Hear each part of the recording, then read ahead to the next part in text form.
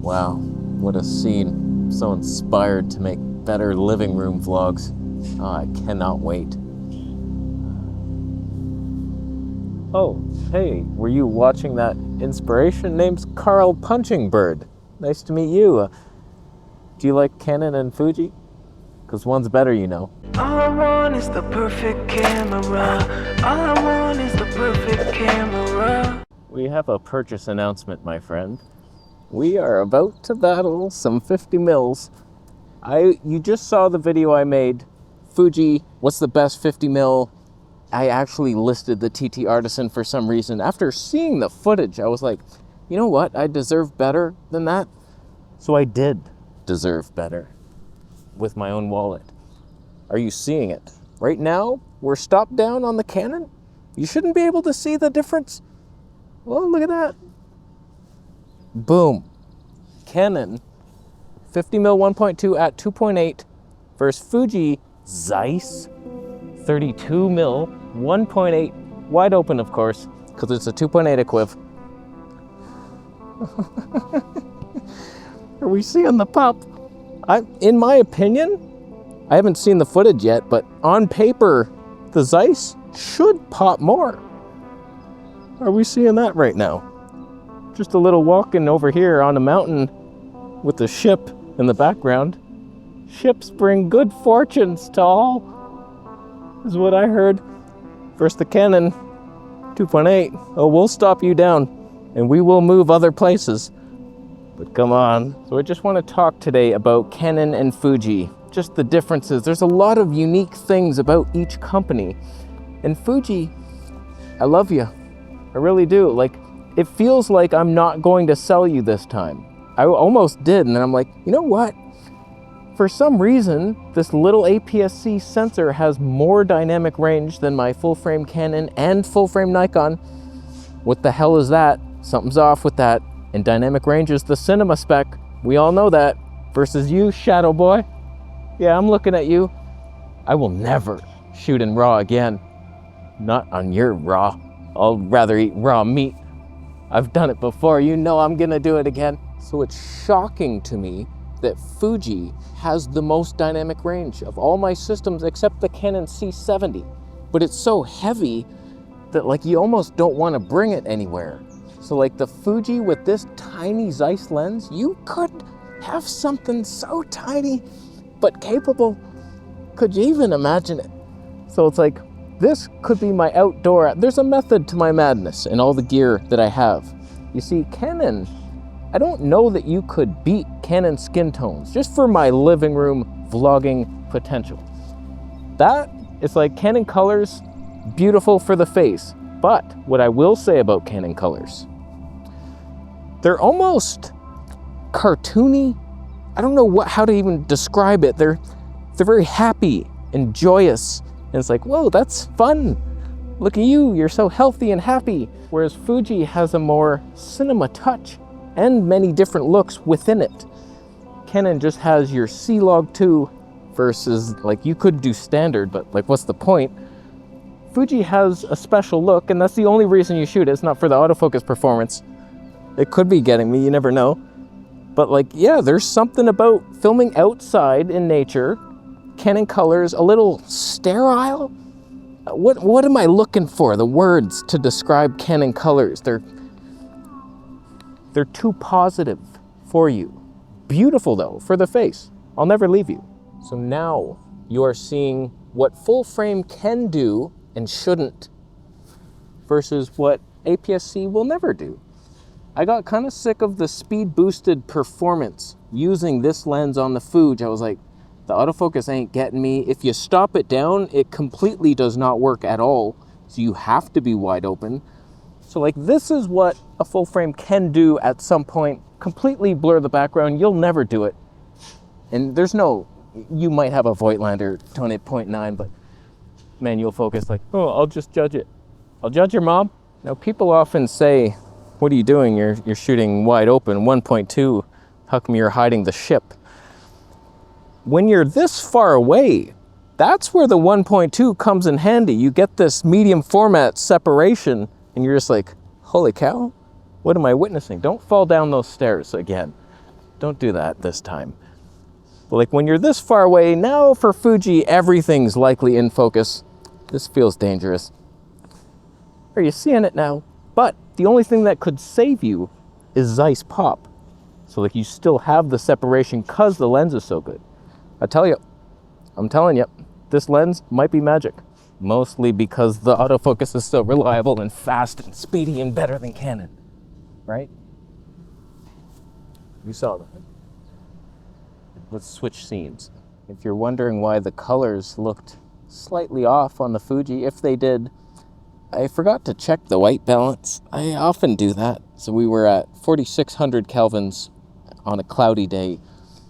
It's not exactly the formula you want. You should be up around 6,000, which we are now. That is not framed properly. Okay, I'm going to leave the frame and sneak out from the bushes. It's normal behavior. Sure glad I can trust one of you to have me, right? Come on with this scene, huh? So like, this is where Canon is just usually so reliable. I try not to brag because when I do, the Lord strikes me down with lightning and I'm out of focus and he's like, haha, you're not so confident now, are you? No, I'm not. Just a little white balance rant.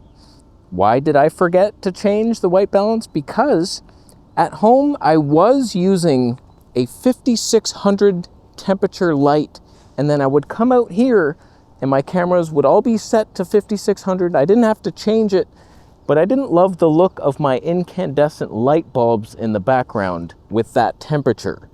So I was like, I don't know, something's got to change. So now I changed them all to like really low 2,700, and that's where I put my white balance, and I was experimenting, and now I have to remember when you come outside, change it sometime, asshole. Will I in the future? Probably not. I'll make the mistake many times. Many times. I'm a man. Canon is flashing at me. That battery looks angry. Battery life is so much better on the Fuji. There's a lot to love about Fuji. Just using it versus the Canon. There's a lot of things I prefer, but you all have your quirks. It's not like, oh, this is perfect and that isn't. They're both great and shit. Absolute shit. It's cool that I can see that Canon battery flashing with the tally light, even from here, like 50 feet away from the camera. Not bad. We're backlit. So we should be seeing some dynamic range advantage. Maybe not. Not in this scene, that's for damn sure, but it seems that the Fuji, for some reason, Canon has C-Log 2. That was their magic. That was their ace in the hole. Like we were all waiting for it, and I couldn't wait to have it and see it, and I finally saw it, and I'm like, that's worse than Fuji F-Log 1 probably.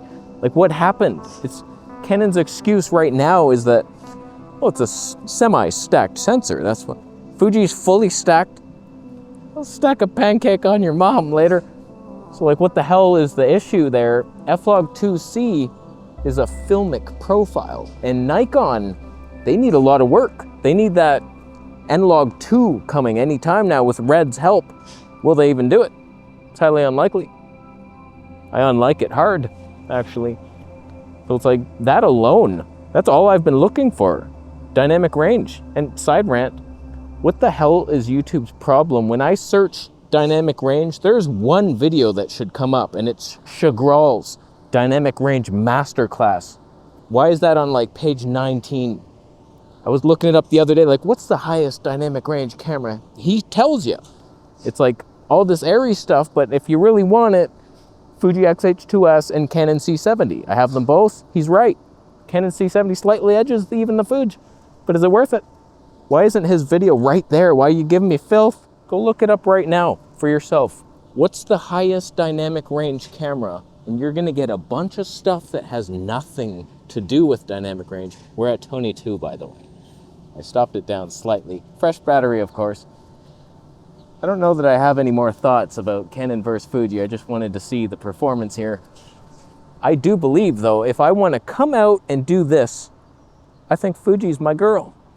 There's really no need for the Canon, but everything's making sense now. Canon for the face and wildlife. We've got the 800mm prime, cool story, 3 Canon EF lenses for at home, can do some slow motion street videography with it. slightly clinical, but it will beautify my opponents. I mean, subjects. I have nothing against them. So like Canon's making sense, and I could technically vlog. I am actually about to buy something. Hey, Fuji. It's for you. I'm gonna buy the 18mm Tony 2 just to see, is it better than my Canon RF 28mm Tony 2.8 for vlogging and potential street videography battle.